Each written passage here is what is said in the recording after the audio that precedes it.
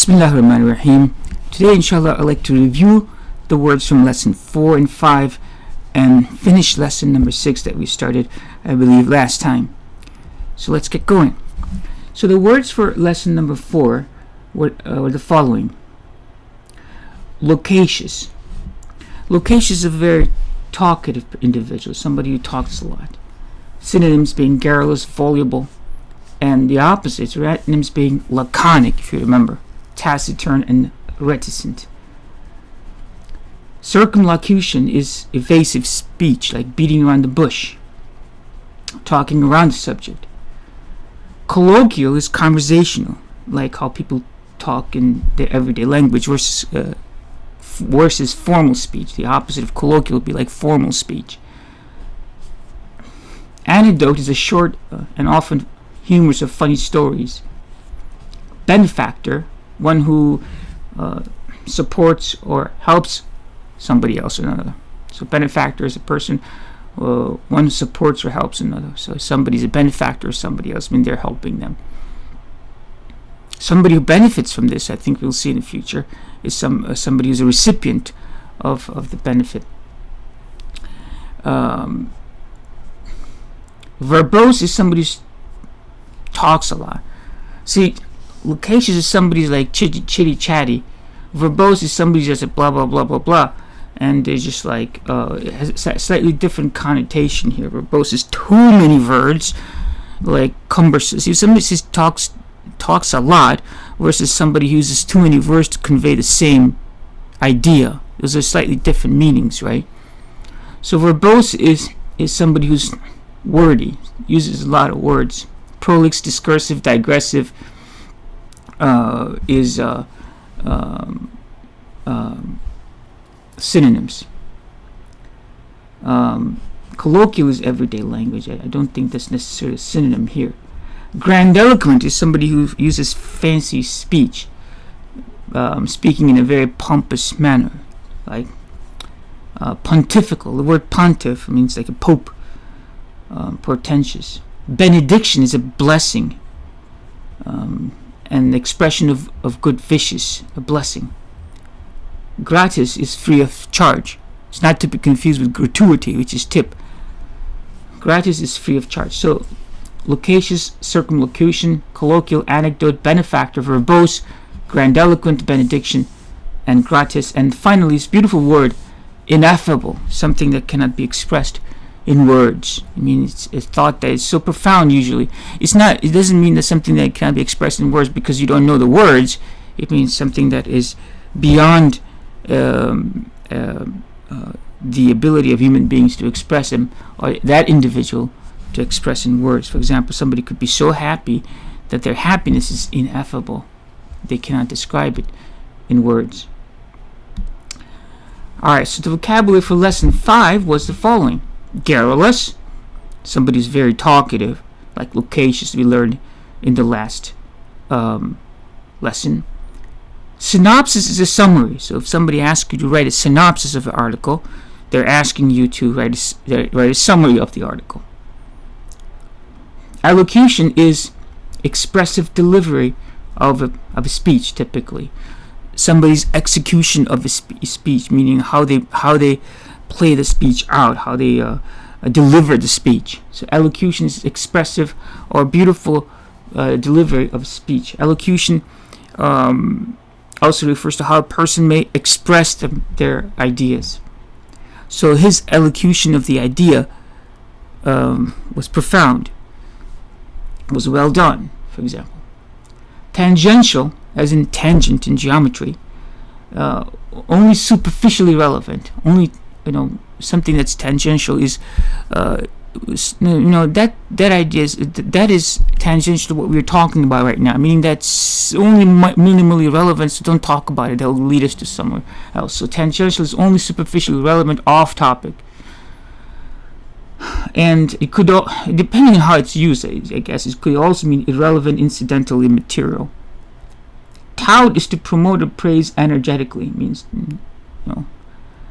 to praise somebody. Yeah, he's awesome. He's like my best friend, and he went to Himalayan mountains, like in record speed.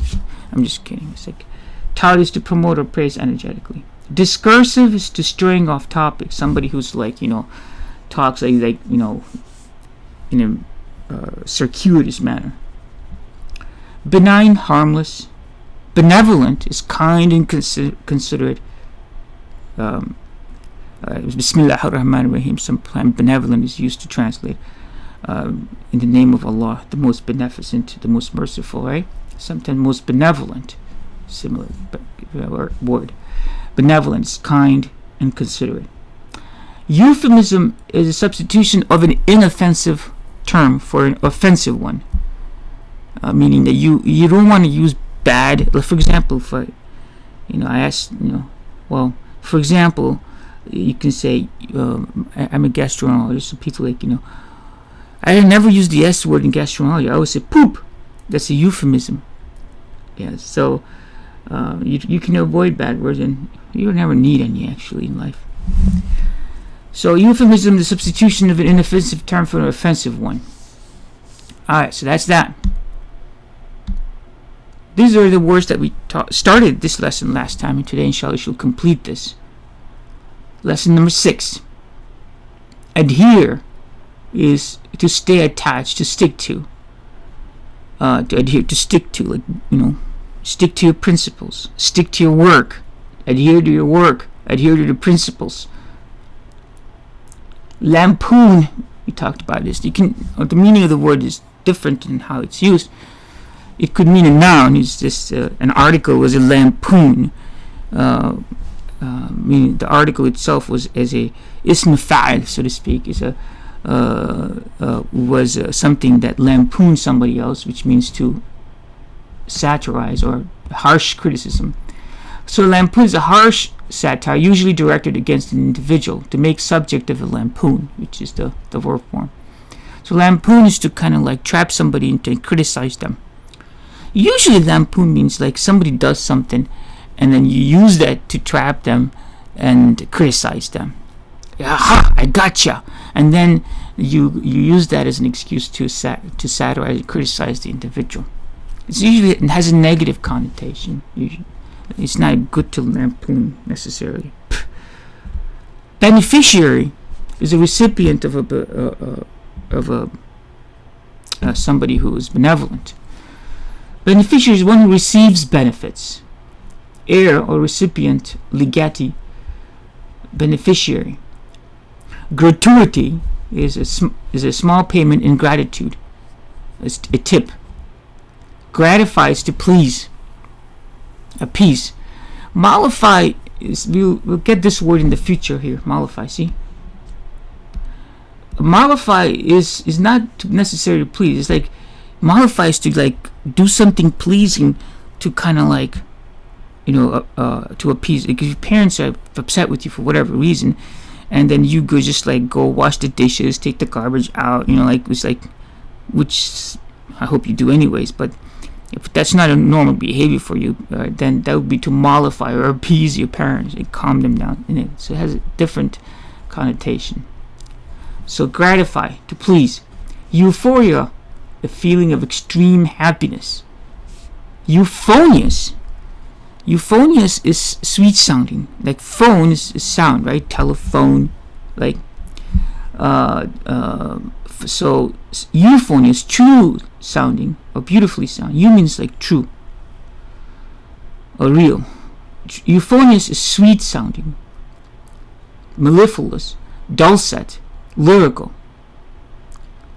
Abyss, a deep or seemingly bottomless chasm, a bottomless pit, abyss, right? Blatant usually has a negative connotation of a bad behavior. Done openly and unashamed, something that's done overtly, openly, and without it's boldly, right? Blatantly. Entrenched of typically habits or beliefs or whatever, or attitudes that is firmly established, something that is firmly established and difficult or unlikely to change or ingrained. So entrenched is something that's, so your good habits should be entrenched. I mean, it's not, they shouldn't be like, you shouldn't, They should come naturally to you, right? Firmly entrenched, right? All right, so those were the words. Now, we had covered them last time, and we were doing the quotations, I believe. So I'll read those for you. Pay attention. Inshallah. Number 1 quotation. If faith is lost, there is no security. If faith is lost, there is no security, and there is no life for him who does not adhere to religion. So this is just Muhammad Iqbal. He's just commenting on how adherence to religion is important. It gives you life. It's like, in the Quran, it gives you life. Quran is therapeutic. It's like going to a psychiatrist, so to speak, in a way. It kind of like puts you straight. It has tangible, immediate benefits, inshallah. So religion is not something, it's not in the books. It is in the books, of course, but you have to put it into practical life. Then it's useful.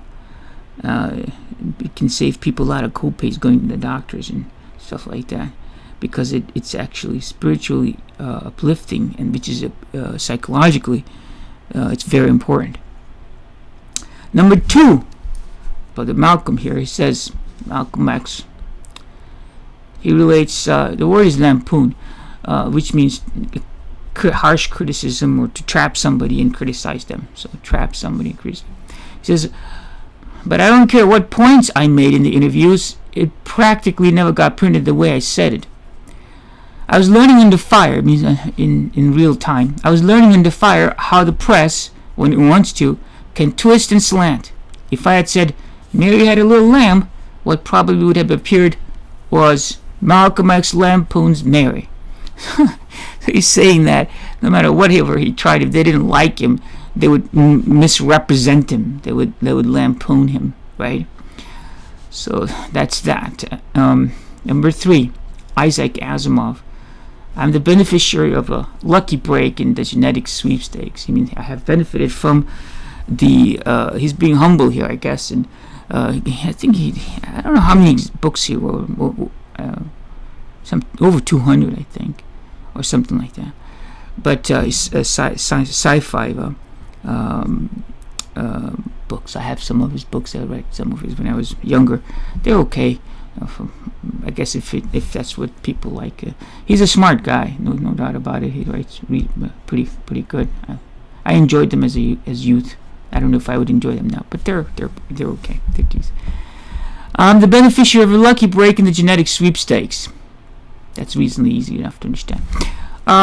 Number 4, as a customer, it's always your prerogative. In other words, it's your right, it's your privilege. Prerogative means it's your right, it's your privilege.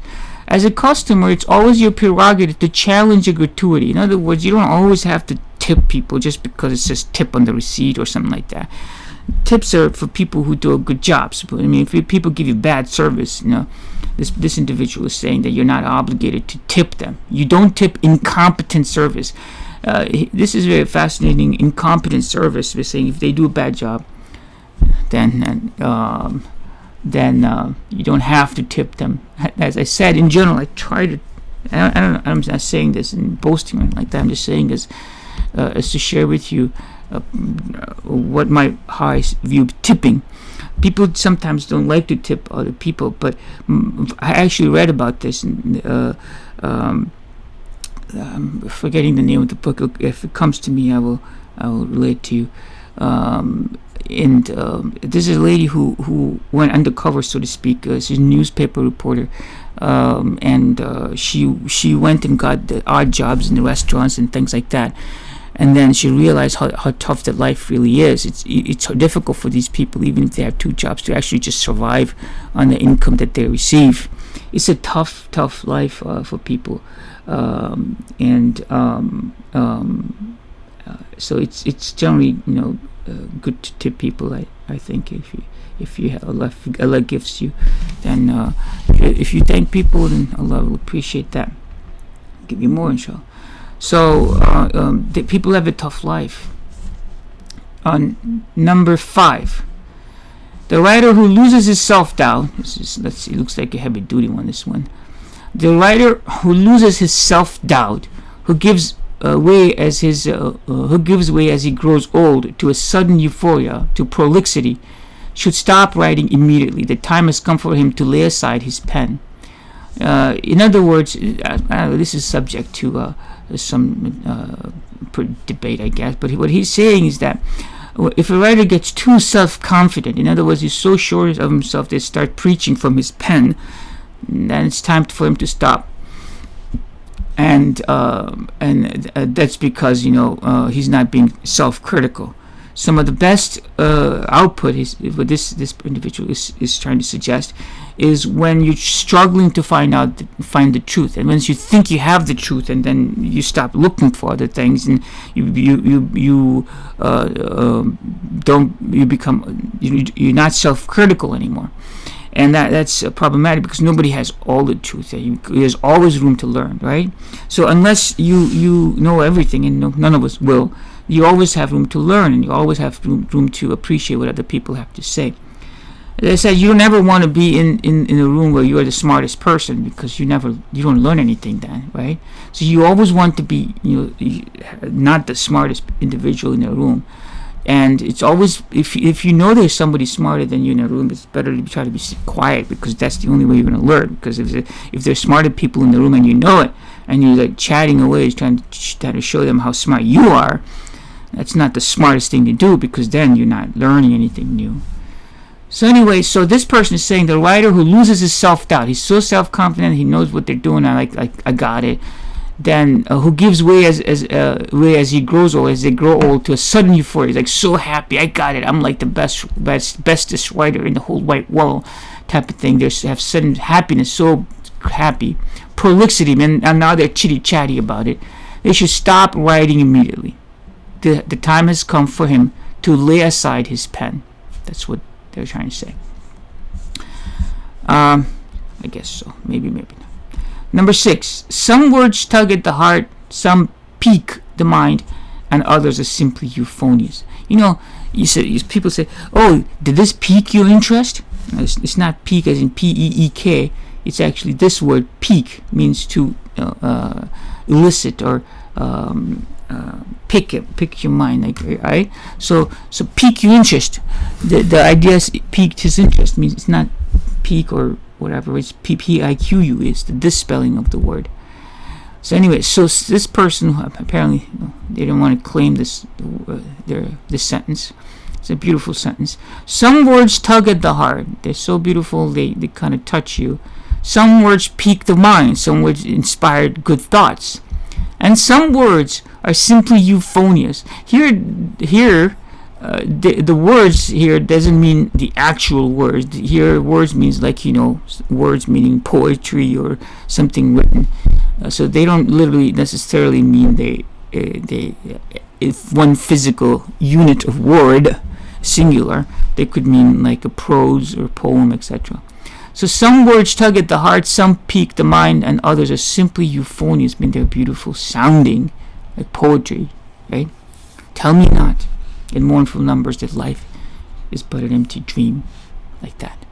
Euphonious, beautiful sounding. There is such a thing. Number 7 here. Even in our deep ocean, there are ecosystems at work, with no light whatsoever down in the deepest portions of the oceanic abyss. Even in the deep ocean, they're saying, this must be a science individual, there are ecosystems at work with no light. We think that you must have life. You must have light to have life, because how photosynthesis, plants are like the primary producers, right? In fact, plants, there's photosynthetic microorganisms on the ocean surface that use light to create photosynthesis. They're not plants; they're diatoms, plankton, etc. Right? So, anyways, plants do photosynthesis, but they're not the only one that do photosynthesis. Number 2, you don't have to have light to make glucose. There are other ways for autotrophs to produce their own organic molecules. That's what happens at the ocean floor. So you can do a photosynthesis-like process where you make organic molecules or energy-rich compounds without light, and that happens at the bottom of the ocean floor. The bottom of the ocean floor is actually teeming with life, because there's also an equivalent, like an inverse, so to speak, life that occurs at the bottom of the ocean floor. That's just something for your biology class, inshallah. Abyss, the bottom, very deep. Number 8. There comes a time when the cup of endurance runs over, and men are no longer willing to be plunged into the abyss of despair. Martin Luther King Jr. He's saying that there comes a time when the cup of endurance, he tends to be a little flowery with his words in general, Martin Luther King. I have a dream that someday, like that. I like it. There comes a time when the cup of endurance runs over. It means people can't just endure, just sick and tired of things. And men are no longer, and people are no longer to be willing to be plunged. They don't want to be plunged into the abyss of despair. He's talking about his own brethren, I'm guessing here, African American people. They're so tired of their suffering that they don't want to be plunged into sadness, the abyss of sadness. They want to do something about it. They want to act, right? And that's what he was saying over there. He was a non-violent preacher, of course, right? He advocated non-violence, which Martin Luther King was, as you might or might not know, was a great admirer of Gandhi, and Gandhi was a great admirer of a friend, brother Thoreau, Henry David Thoreau. So there's a link between minds. Great minds, they're cross-culture. Artificial boundaries of states don't stop sharing of ideas. So Martin Luther King was influenced by Gandhi, who was influenced by Henry David Thoreau, and he was influenced by Tolstoy in Russia. So it's quite an interesting link across the globe of people. Number 9, when I see a blatant injustice, overt, unabashed, unashamed. So when I see blatant injustice, I can't keep quiet. I've been that way since I was a little kid. Francisco Gomez. It's kind of like Musa al-Islam and the Khidr story. When he sees blatant injustice, he just can't keep quiet. He has to say something about it, right? So when I see a blatant injustice, I can't keep quiet. I've been that way since I was a little kid. That's what they're saying. Number 10. The entrenched beliefs many Westerns profess about Islam often reveal more about the West than they do about Islam or Muslims. This is Hamza Yusuf from Zaytuna Institute, I must say. The entrenched belief, the beliefs that are so ingrained into the psyche of the Westerners, means they're grown up with it. Westerners, they've grown up with a certain stereotype, which hopefully is changing for the positive. They're grown up with a certain stereotype about the Muslims and Islam.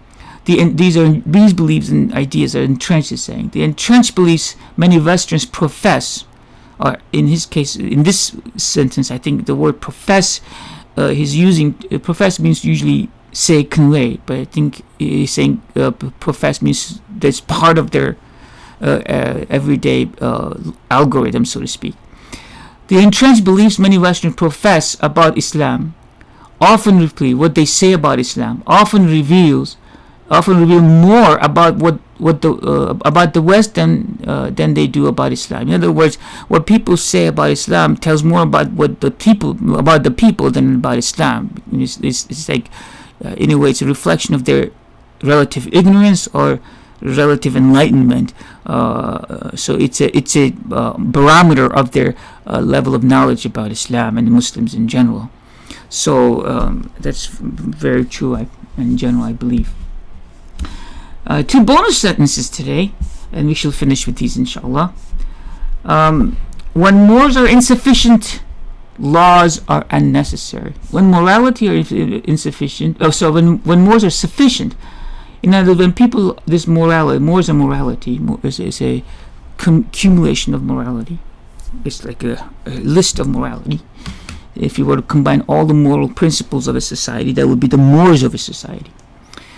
When mores are sufficient, when the society is sufficiently civilized, when the society is sufficiently decent human beings, they're sufficiently civil, and hence civilized. When morals are sufficient, laws are unnecessary. When morals are insufficient, laws are unenforceable. So this is very important. This is Emile Durkheim, a sociologist. Emile Durkheim also said this: whatever the cause to our pride, we must appreciate that God created two very different kinds of people, the great and the little. That's what he said, or something like that. So, as eminent sociologist of times, so he said, when morals are sufficient, when people are sufficiently decent, you don't need laws. See, speed limit 65 or speed limit 60, speed limit 70 is for people who are inclined not to follow laws. If people were sufficiently considerate and that they wouldn't put their life in danger, the life of anybody else on the road in danger, and they would drive safely, right? But we are weak, human beings are weak, right? So if everybody was conscientious drivers, you wouldn't need any speed limit signs, right? But there's speed limit signs, right? So if morals are sufficient, laws are unnecessary. But when morals are insufficient, when society basic civility, the basic conduct, akhlaq, that's what we say, the cumulative, the akhlaq of the people, right, is messed up. If the society's ethics are messed up, they're crass. It's like, what do I care type of attitude. It's like, better them than me, right? Who cares? If that's the nature of a society, then even if you make laws, you can't enforce them. There's so many people speeding, there's no way you can enforce the laws. So many people, right, breaking the law. It's very important. This is why education is important. This is why it's important to have basic standards, basic ethics in life. This is why, believe it or not, it's important for you to take the garbage out. It's important to be kind to parents. It's important to help your family clean up the house, wash the dishes. Seriously, this is why it's important, because society is based on certain fundamental basic morals, and they're established at home. See, a society is simply a collection of homes. If the homes are weak, if the morality in the homes are weak, then society is weak, no doubt about it, right? So if you want to save the world, you go wash dishes, right? It's like that. So it's very, very true. Those things that people say out of the pulpit, or imams tell us, people of wisdom tell us that, be kind to parents, serve your parents. Those are important things. Those are important moral principles, but they also keep the society intact. They prevent chaos, violence.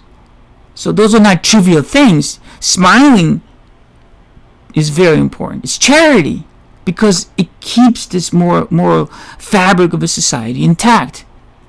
So never underestimate those small things, which you think are small things, but they're actually very, very, very big things. The last sentence, Sir Winston Churchill, Prime Minister of England during World War II. If you're going through hell, keep going. If you're going through hell, keep. If you're going through hell, keep going. It's like, so that's Sir Winston Churchill. He was an interesting person, worth reading about, inshallah. That's it for us today, inshallah. Until next time. As-salatu was-salamu ala rasulillah walhamdulillahi rabbil alameen. Assalamu alaikum.